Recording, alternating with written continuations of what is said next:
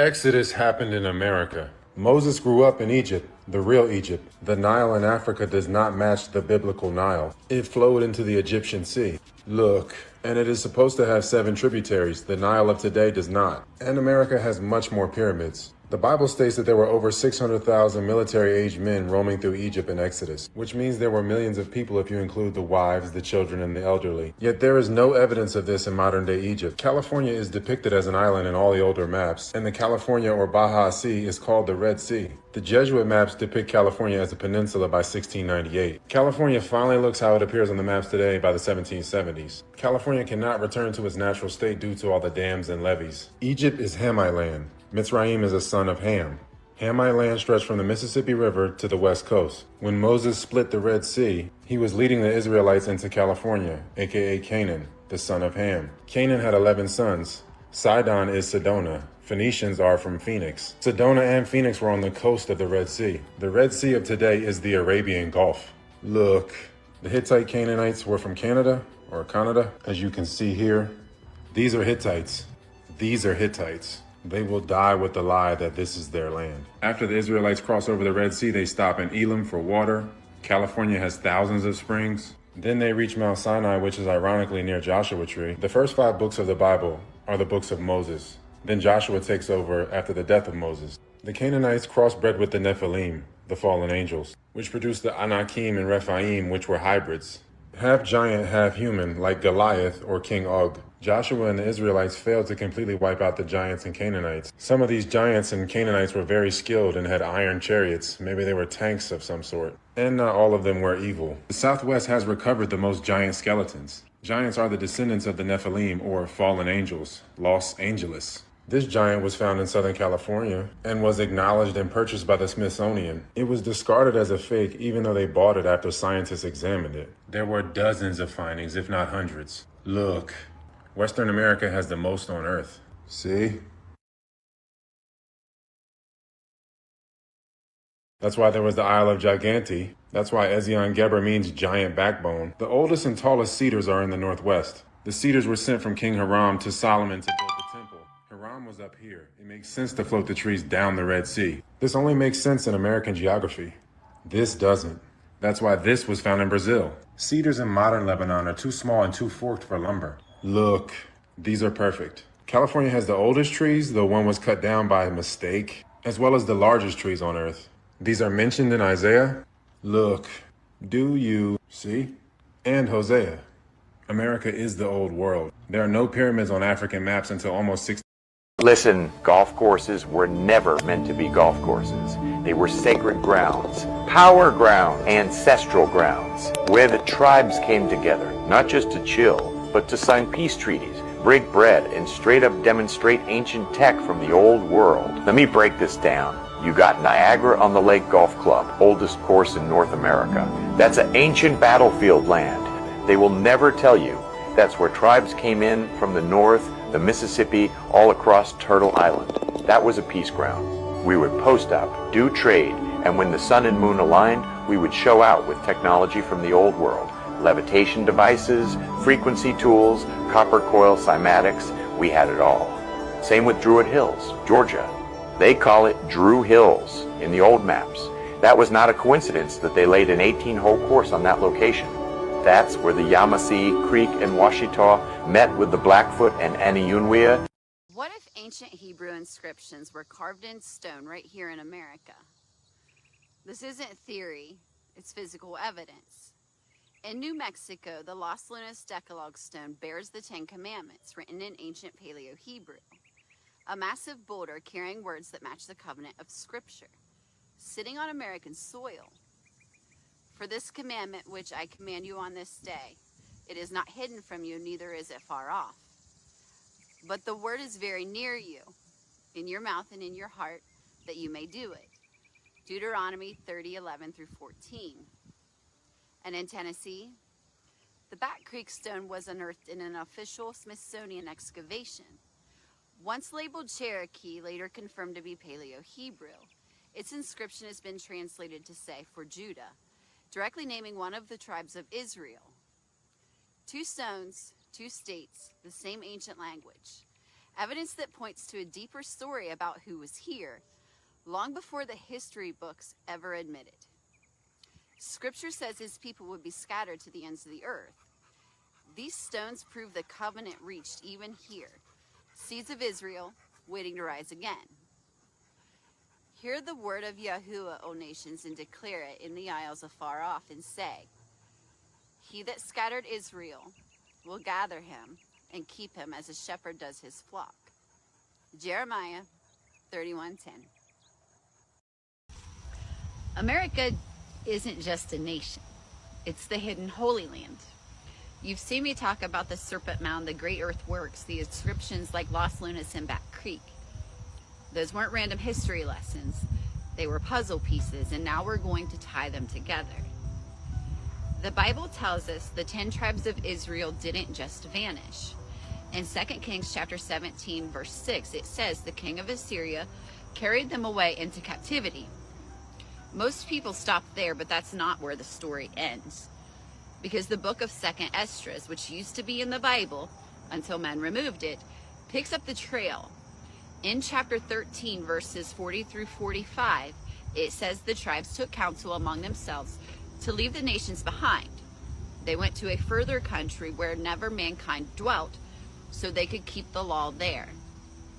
That land was called Arsareth, a place across the waters, hidden from the world of their time. They told you the tribes were lost, but the Bible says they were hidden. And when you realize Arsareth is America, everything shifts. To all my melanated people out there, these are the Winterville Mounds, sitting exactly on the 33rd parallel in the Mississippi Delta. This spot is very important to our history, people. Ottawa Mound sits on the 33rd parallel. Moundville, Alabama sits on the 33rd parallel. And also, all the way to the east across the Atlantic Ocean, the city of the Phoenician or the Sidonian sits on the 33rd parallel. Somebody with a great knowledge of stars mapped this out a long time ago. And my knowledge and research is going to lead us straight to the answer of our people.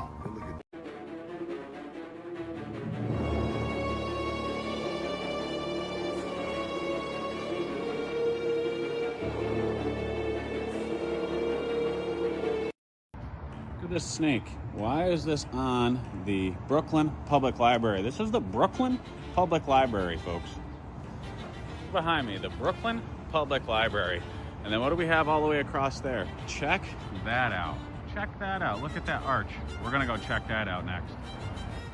All-seeing eye of Ra, right there. That's the all-seeing eye. Then you have a square and compass right there, the Moloch.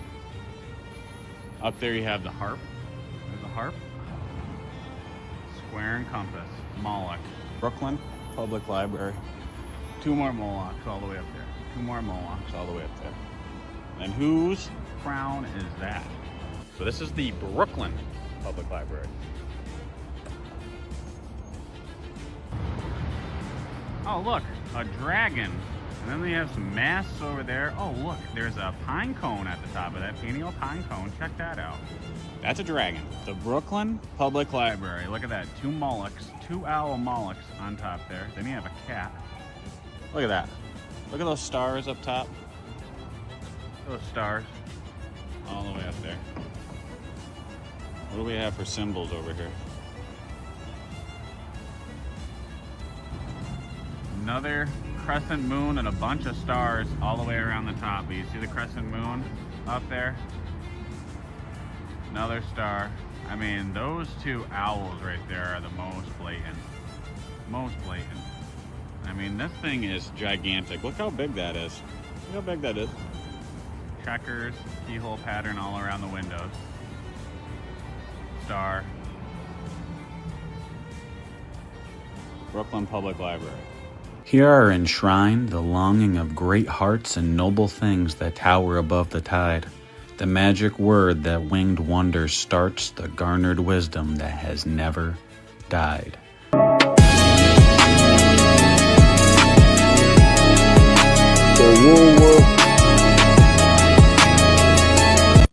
Here's a new map, and I just want to be great today. Look, come on, y'all, 1783. Take this journey with me, okay?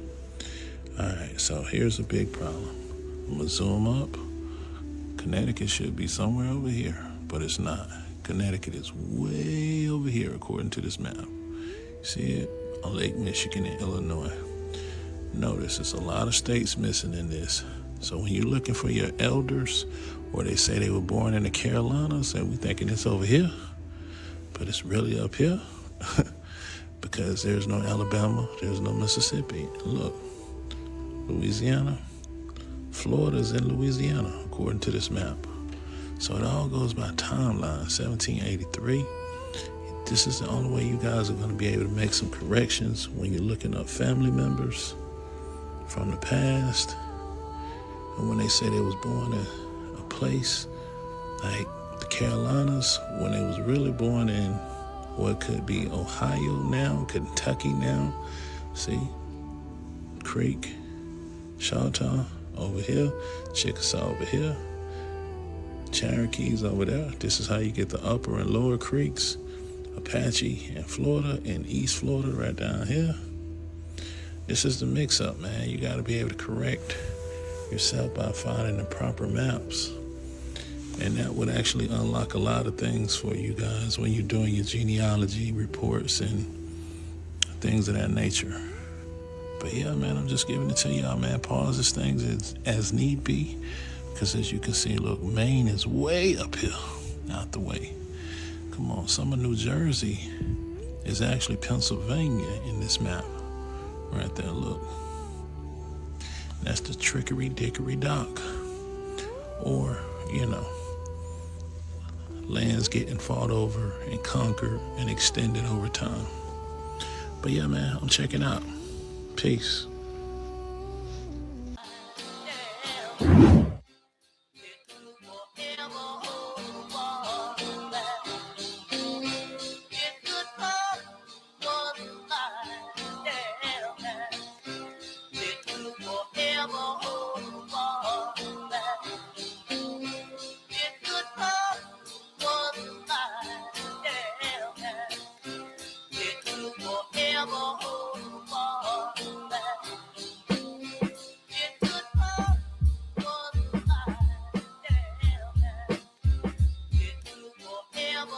That door in the Sphinx, does the library of that knowledge lie? I think there is extraordinarily powerful evidence to suggest that this is so. If you were amongst the survivors of a high civilization and your civilization had been destroyed in an enormous cataclysm, and you wanted somehow to keep the memory of your civilization preserved and to pass down the knowledge to the future, and you might particularly want to do that if you believe passionately in the reincarnation of the soul, by the way.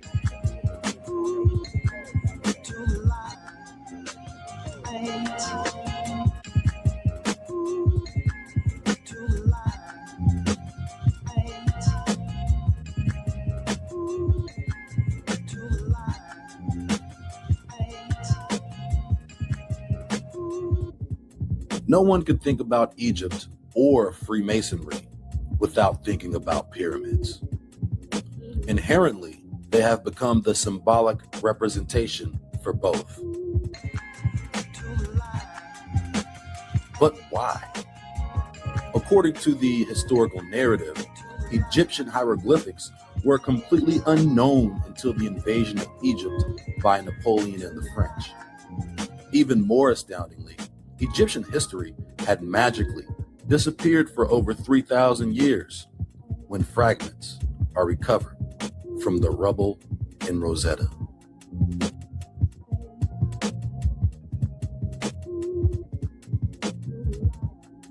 Those fragments are identified as the last credible remnants of the ancient Egyptian civilization. However, The recovered fragments can only be traced to an area in Egyptian history when it was ruled by the Greek. Authentic Egyptian history predates Ptolemaic rule.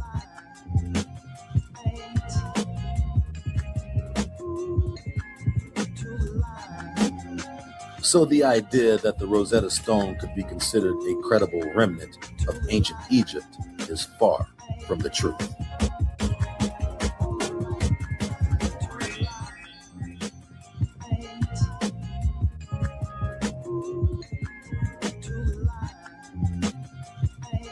Even if the Ptolemaic dynasty hadn't sought to change the language, which they did, as maintained by Egyptologists, the pyramids would even predate the Ptolemies by over 2,000 years.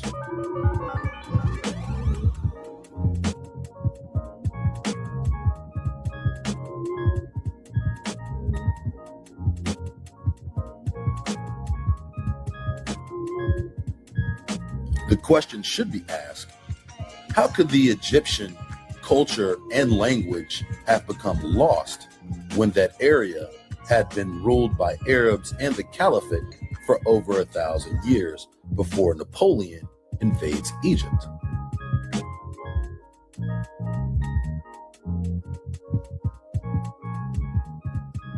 Breasted wrote that studying early burials in Egypt had, quote, produced such a diversity of opinion among physical anthropologists as to render it impossible for the historian to obtain decisive results from their researches, end quote. In 1916, in Ancient Times, he sensibly described modern peasants in the Delta as both brown and as descendants of ancient Egyptians. The brown label sidestepped the insistence of many white Americans that except for American Indians and East Asians, you had to be either black or white.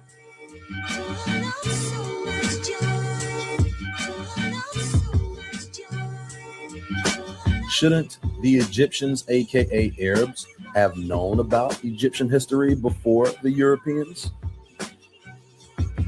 So all of these ancient grandiose monuments sit abandoned in the desert in the middle of a trade highway between 3 continents, and they were never studied or surveyed by the Arab population who had been living in the region for at least 1,000 years? How is it possible that supposed native Egyptians knew nothing about Egyptian culture or language until the invasion of the French?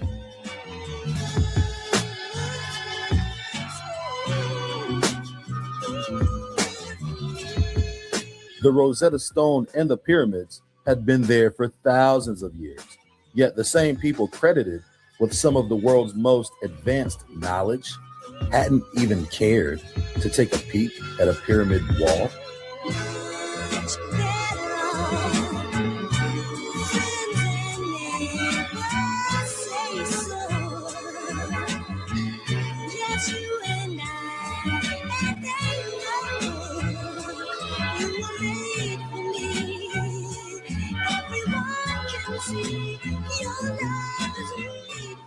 That virtual indifference to one of the 7 wonders of the world seems literally impossible. Even now, the most prominent Egyptologists struggle to reconcile inconsistent chronologies as it pertains to simply dating ancient Egypt. But those same Egyptologists do not struggle with one chronological aspect. The pyramids were built thousands of years ago.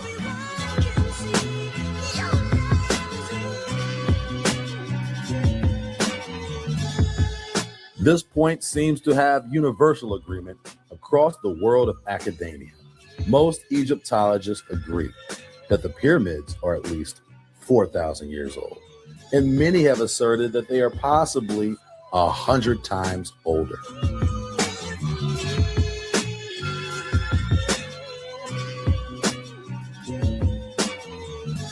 In addition to the expounded antiquity, these same academics claim these pyramids were built by an advanced civilization whose knowledge was lost until the discoveries made by France and Egypt. Their claim is that the advanced knowledge used in their construction has not and was not used at any point between then and the 1790s.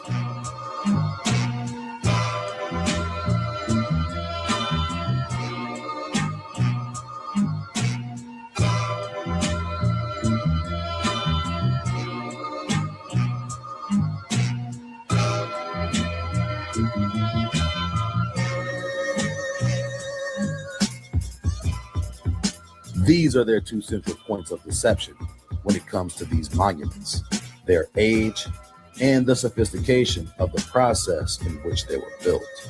Both points are complete lies. The pyramids were not built thousands of years ago, and the high technological sophistication supposedly used to build the pyramids is also an untruth. The academic narrative surrounding the pyramids and ancient Egypt is full of holes, and those holes are brought to you from the hands of Jesuits and Freemasons.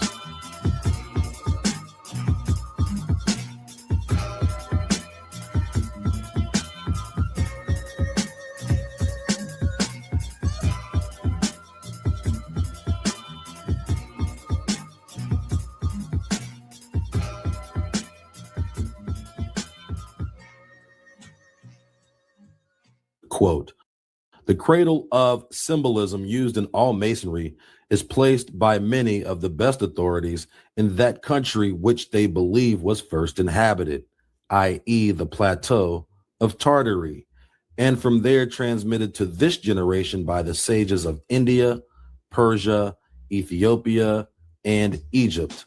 We are not indebted to either ancient Egypt for either religion or masonry, but to America. It is a fact that at Memphis, Egypt, in the pyramids, under the guidance of the kings, the mystic rites of masonry were worked many thousands of years ago. But at that time, Egypt and the continent of America were one and the same. In America, rediscovered in the 15th century and repopulated in the 17th, was recovered Egypt and the promised land, or land of the constellation of the eagle.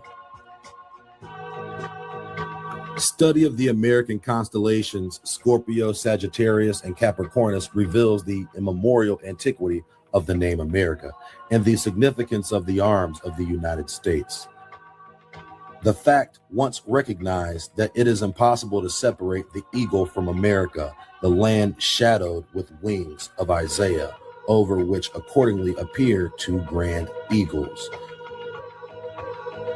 The red swan flying down the Milky Way, and the winged steeds, Pegasus and Equus, all the wings known to astronomy, without taking the bear from Russia, Perseus from Persia, and a flood of light is poured upon the history and mythology, and where heretofore much has been vague and inscrutable, now we are able to at least see men as trees walking. When following the course of the constellations, those immovably and perpetually fastened upon America are reached. It will appear, while all that is sublime in the historic past centers upon Egypt, all that is sublime in the prehistoric past centers upon America. Atlantis, as the curtain which has hitherto concealed the prehistoric connection between the peoples of ancient Egypt and America, is lifted. It will be seen that the people of the eagle on the Nile, being descended from the original people of the eagle on this continent, the twain are one, and that prehistoric America was the original Egypt, or Eagle Land, prior to the mighty dispensation in the days of Peleg, when the earth was divided and the great globe itself was nearly rent asunder. End quote.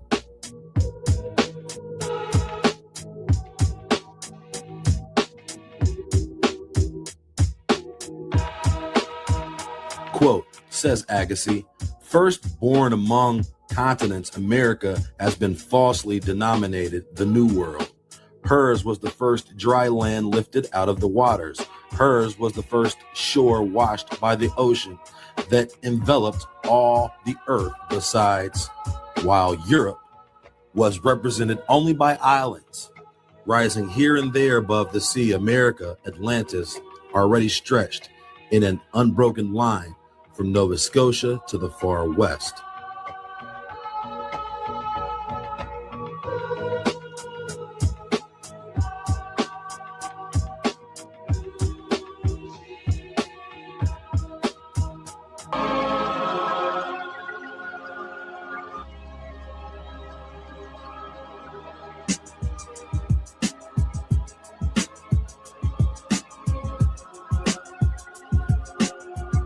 It is an absolute fact that secret societies play a major yet clandestine role in world literature, history, science, and politics. But in the case of Egypt, we will focus on architecture, specifically the construction of the pyramids. As any Egyptologist will tell you, the pyramids were built using perfect mathematical calculations. Even their astronomical alignments were accurate. This same Egyptologist will also tell you the knowledge used to build the pyramids was lost and recovered in the 1790s. That is a literal 3,000-year blackout on a viable system of measurement.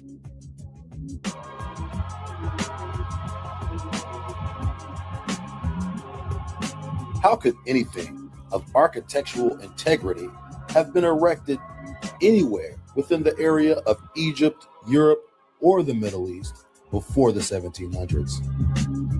If the pyramids were truly considered a wonder, who was wondering before the 1500s? Because the pyramids don't even begin showing up on maps until after 1500s. Even early classical historians like Herodotus, who wrote of the pyramids, had his own doubts, according to a Greek translation. In the literal translation of the text, he is told that stones and levers are used in the raising of cut rocks and the erecting of the pyramids. This example means Herodotus' history of the Egyptians is completely fraudulent. It has already been proven the pyramids were not constructed in the method described in the text, unless he was describing the pyramids in America, which are actually constructed with cut stone. Nonetheless, his accounts have become less credible through our discoveries in reality. If our speculations are true, we can clearly see Herodotus, a literary implant, who created a completely false narrative involving the construction of the pyramids, to the point his accounts are propped by Egyptology as truth concerning the construction of said pyramids.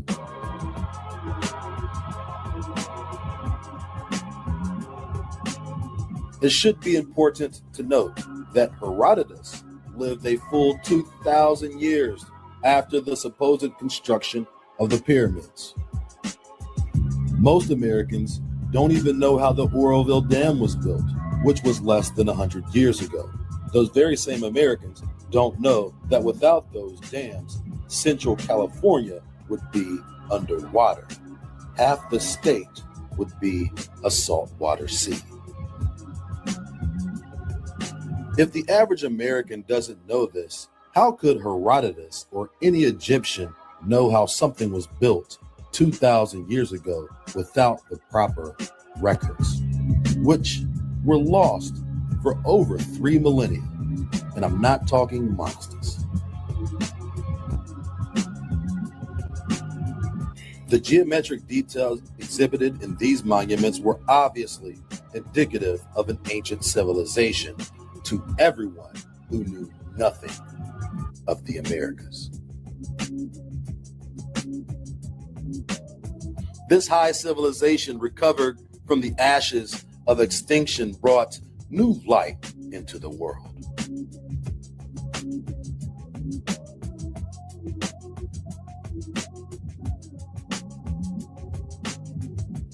But which world did it bring light into? And what was recovered from the ashes? And from whose ashes was it recovered?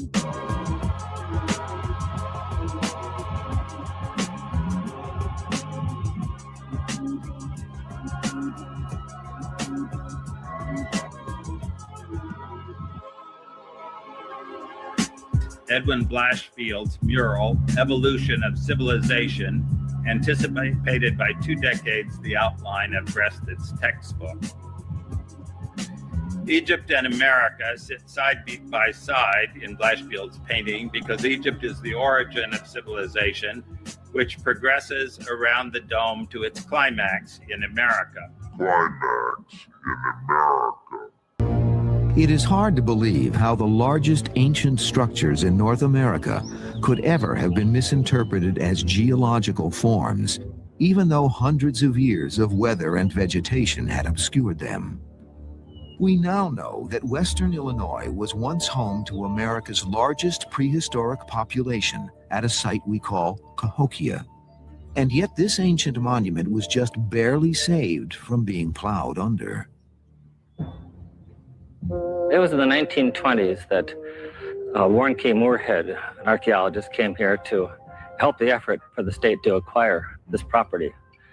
He did this by excavating in the mounds, some places between the mounds, to find objects, pottery, worked shell, flint work that would demonstrate that these mounds were not only lived upon by Indians, but they were built by Indians, and that these were man-made, these were artificial. In the case of Monk's Mound, it was almost a magic mountain. Monk's Mound is the largest prehistoric earthwork in the entire Western Hemisphere. Its base covers over 14 acres. It stands 100 feet high and has several terraces. Excavations have revealed that there was a huge building at the top. This construction was over 104 feet long and about 48 feet wide. A room at the top where the paramount ruler would have lived and governed his community, as well as being the setting for ritual and ceremonial activities. We estimate that there's at least 22 million cubic feet of earth in Monk's Mound. And someone has figured out this would be over 14.5 million basket loads of dirt that were probably carried on the Indians' backs, load after load. So a tremendous expenditure of human labor, time, and material to construct this mound. But it wasn't all done at once. It was done in a series of stages. And from excavations and quarings we've done through the mound, we can identify many building stages. So perhaps as a leader would die, they'd burn down or tear down the old building on top, add more dirt, put up a new building for the new leader. So the mound gradually increased in size. Monk's Mound stood at the center of what is often referred to as America's first great city. Archaeological data indicates that the site came into existence around 800 AD and flourished for around 500 years. Monk's Mound was one of the first examples of what has become known as the Mississippian culture. Large temple mounds are the primary feature that defines a Mississippian site, and these can be found throughout the Mississippi River Valley. Early theories about their construction claimed the mounds could only have been built with slave labor. That was certainly the prevalent view when race theories abounded. At that time, the mounds were often compared to Egypt's pyramids, but today, these theories have been rejected.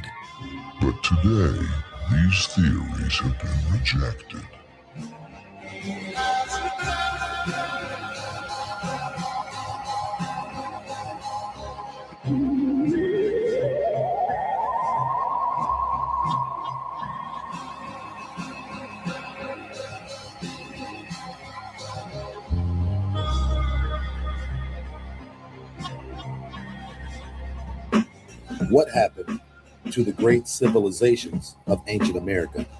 At one point, the Mississippi River Valley was one of the most populated and inhabited places on Earth. The earthworks constructed up and down the river were some of the world's most impressive structures ever accomplished. But for some reason, the remnants of a massive ancient civilization that lies under our own feet is nowhere to be found in the historical narrative. Why is that?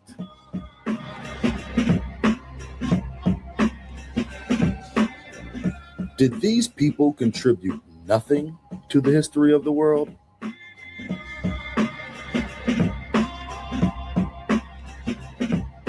Why has the Smithsonian promoted the idea that any American history prior to Columbus would be thrown out of the historical record? Theories about the savagery of the Indians didn't fit the magnificence of these earthen civilizations that spread across the country. Europeans would quickly adopt many racial theories involving the root civilizations. Who constructed the earthworks? As long as the works wouldn't be attributed to Black Indians and could rather be associated with races of people who were considered non-American. These theories would eventually settle on the falsity that Asians who traveled across the Bering Strait were the first people to populate the Americas.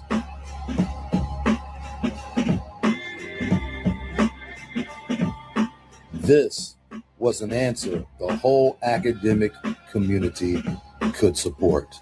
The first Americans were not Black or Negro. They were Asian.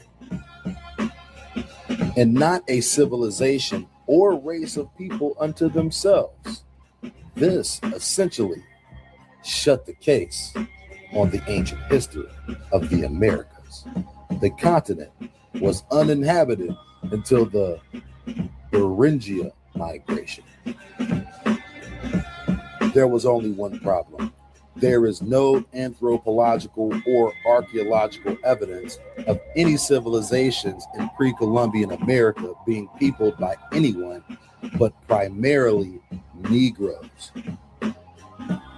There is zero evidence for morphological characteristics of excavated bodies in burial mounds to have any Asian or Eurasian characteristics.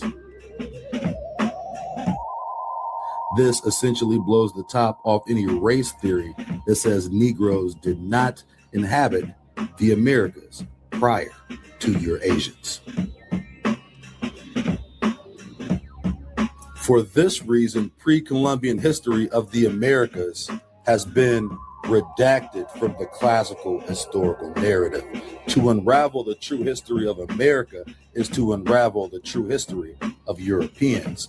And if this were done, we would all see that all academically accepted history is a mountain of lies fabricated to push European superiority.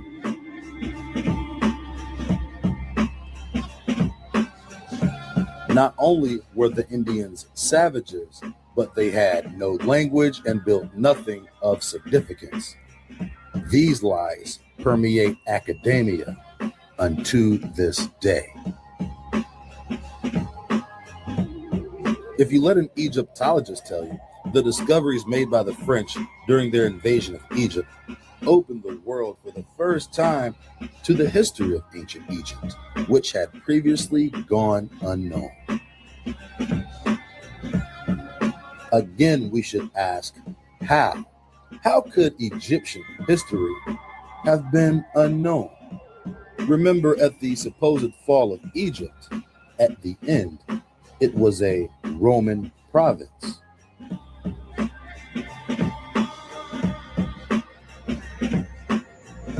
France, Italy, and Spain were under Roman rule and have been under Roman rule unto this day. Imagine the history of Florida being completely unknown to New Yorkers for over 3,000 years.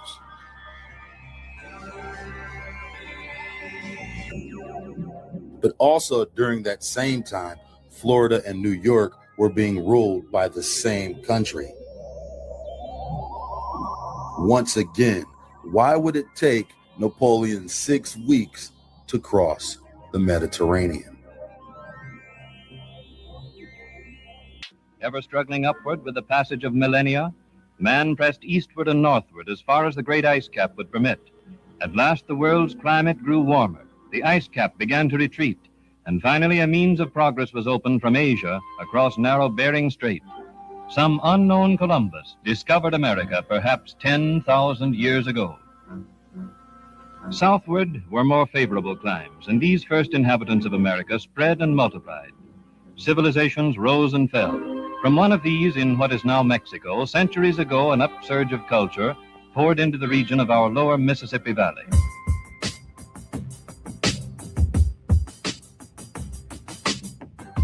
The true history of North America was purposely destroyed during Western expansion.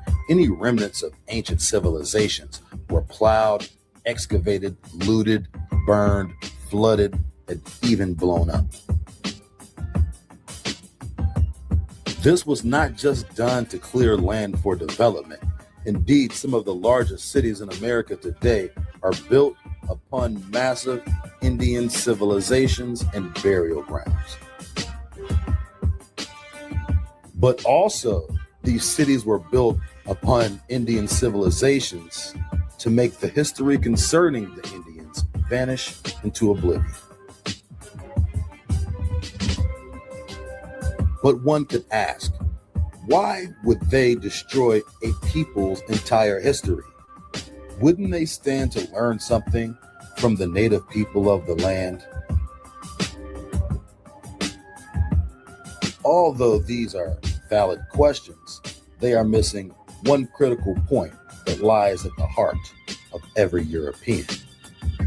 If they tell the truth about how highly civilized and advanced these people were, how would they be able to take credit for their achievements?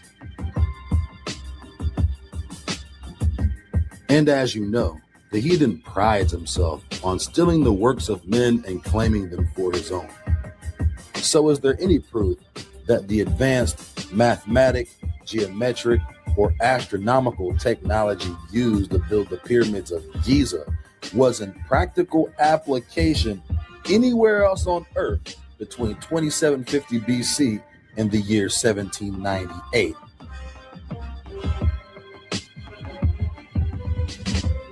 When, according to Egyptologists, it was lost only to be recovered by the French in Egypt.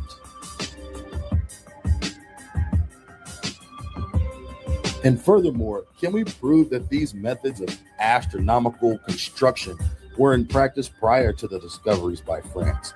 If this basic point doesn't hold up, the entire field of Egyptology can be called into question. And in fact, all of ancient Egyptian history need be redacted.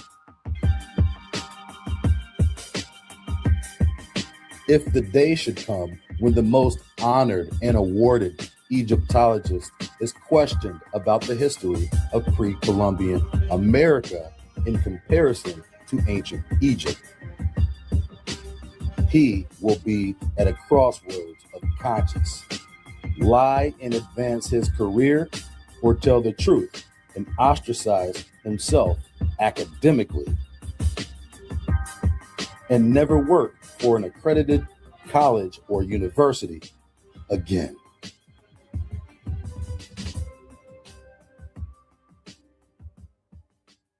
One of the first scientific excavations of a mound was done by the man considered the father of Northern American archaeology, Thomas Jefferson. In 1781, after excavating a small burial mound near Monticello, his home in Virginia, Jefferson had no doubt that this and other mounds in the area were the work of American Indians. In the mid-1840s, the first fairly extensive study of mound sites was conducted by two men working out of Chillicothe, Ohio, Ephraim G. Squire, a local newspaperman, and Edwin H. Davis, a physician. They excavated at nearby Mound City and also explored a large number of other earth mounds and enclosures. Their findings were published by the recently established Smithsonian Institution. They concluded that some of the earthworks were sacred enclosures and that the people who had built them were skilled mathematicians and engineers. Unfortunately, after bringing this ancient American heritage to light, the two men had a falling out and Davis sold his collection of artifacts for $10,000. With no reliable federal or state legislation existing to protect these sites, the destruction and looting of the mounds and their buried treasures became a critical problem. They were very obvious. People excavated them purely out of curiosity, with no record keeping whatsoever. One instance that I know of, a farmer was removing a burial mound, found a copper artifact, and used it to repair his shovel. There were Mississippian mounds that were dynamited and artifacts hauled out in wheelbarrow loads and sold to people right on the spot, and the collection dispersed all over the country. The Spiro Mound site in Oklahoma became known as a veritable treasure trove of artifacts. In the early 1930s, it was labeled the King Tut's Tomb of the Arkansas Valley because it was being ransacked by a mining company that had control of the land. The local citizens were outraged and pressured the Oklahoma legislature into passing an antiquities law in 1935. Unearthed at this site was one of the best preserved and largest of the Mississippian figurines, a human effigy pipe standing 11 inches tall. The adornments, the cap, braid, beaded necklace, and feathered cape, give us a rare portrait of a member of the elite of that particular society. Does this artifact look Asian? Does this artifact look Caucasian? This perfectly preserved remnant found in the heart of America resembles what some would call a Negro. Inevitably, in depiction after depiction, Indians have been whitewashed into Euro-Mongoloid hybrids. But the bodies that were exhumed from the burial mounds were all Negro. Quote from Crania Americana, an inquiry into the distinctive characteristics of the Aboriginal race of America by Samuel Morton, renowned American anthropologist. It must be noted that Samuel Morton was also a eugenicist who promoted the idea of Caucasian superiority. Quote, "It is an adage among travelers that he who has seen one of the Indians has seen them all. So much do the individuals of this race resemble each other, notwithstanding their immense geographical distribution and those differences of climate which embrace the extremes of heat and cold. The half-clad Fuegan, shrinking from his dreary winter, has the same characteristic lineaments through an exaggerated degree as the Indians of the tropical plains. And these again resemble the tribes which inhabit the region west of the Rocky Mountains, those of the great valley of the Mississippi, and those again which skirt the Esquimaux on the north. All possess alike the long, the lank, the black hair, the brown or cinnamon-colored skin, the heavy brow, the dull, sleepy eye, the full compressed lips, and the salient but dilated nose. These traits, moreover, are equally common to the savage and civilized nations. Whether they inhabit the margins of the rivers and feed on fish, or rove the forest and subsist on the spoils of the chase. It cannot be questioned that physical diversities do occur, equally singular and inexplicable, as seen in different shades of color varying from a fair tint to a complexion almost black, and this too under circumstance in which climate can have little to no influence. So also in reference to stature, the differences are remarkable in entire tribes, which moreover are geographically proximate to each other.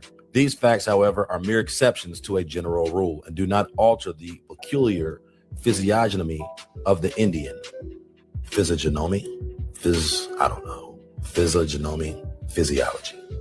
of the Indian, which is as undeviatingly characteristic as that of the Negro. For whether we see him in the athletic cherub or the stunted Shayama or the dark Californian or the fair Bora, he is an Indian still and cannot be mistaken for being any other race.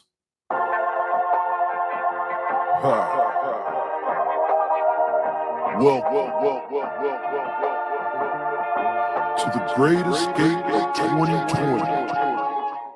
This is one of the world's biggest secrets.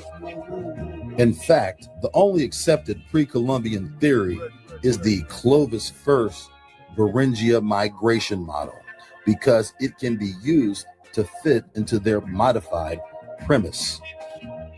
All their attention isn't targeted toward finding the truth about ancient America, but instead securing evidence to further push their false proclamations.